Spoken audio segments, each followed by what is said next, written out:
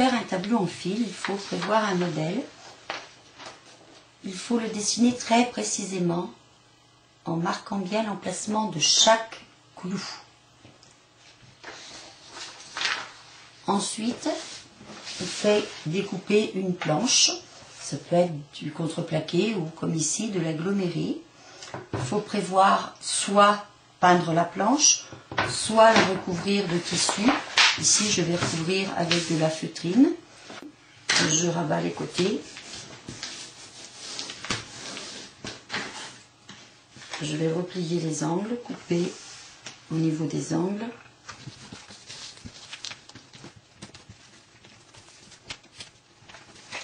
Il faut prévoir un petit peu plus grand pour tenir l'ensemble.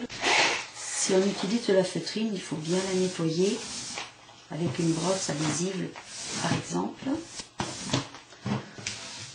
On va ensuite poser le modèle sur le fond. On peut scotcher ou mettre une punaise. Si je dois scotcher légèrement en haut, on va planter chaque pointe sur un numéro. On prend des petites pointes tétum, comme ça.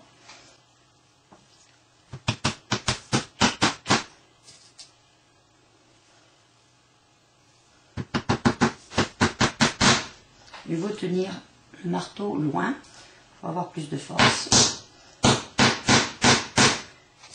Pour que les pointes soient bien toutes à la même hauteur, on peut mettre un petit gabarit, c'est-à-dire mettre un bois de la hauteur désirée. Et on va pouvoir ainsi mettre bien les points, les ajuster toutes à la même hauteur.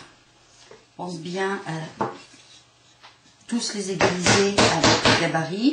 S'ils ne sont pas bien droits, on peut les redresser un petit peu avec la passe. C'est l'étape la plus difficile à réussir. Quand on a réussi cette étape, on enlève son modèle. J'attache mon fil sur le premier clou. Je fais un double nœud.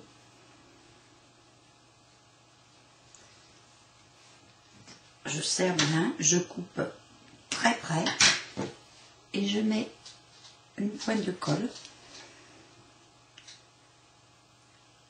ce qui évitera à mon fil de se défaire, car si le fil se défait, tout le tableau s'en va. Ensuite, je passe les fils.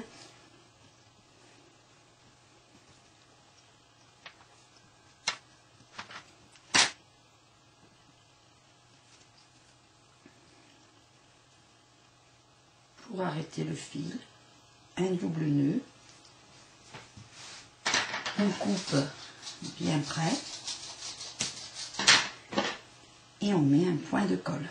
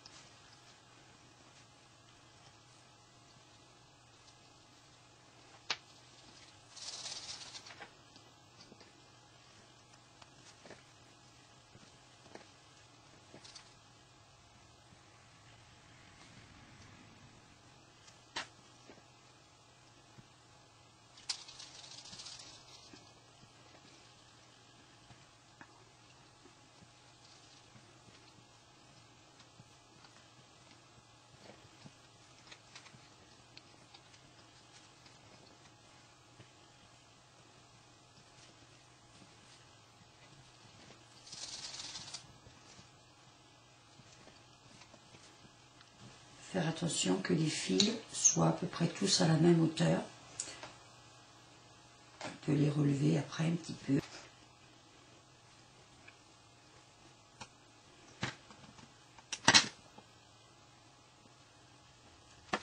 Voilà. Ici.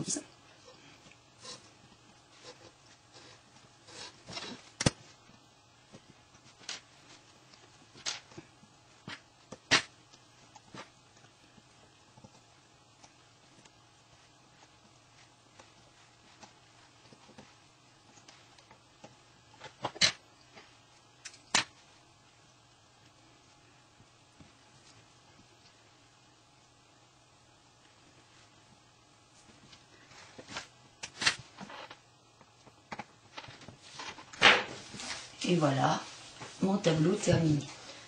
Quand on a compris les principes de base, on peut inventer ses propres dessins. Sinon, on peut trouver des modèles sur des livres. Les modèles sont assez courants.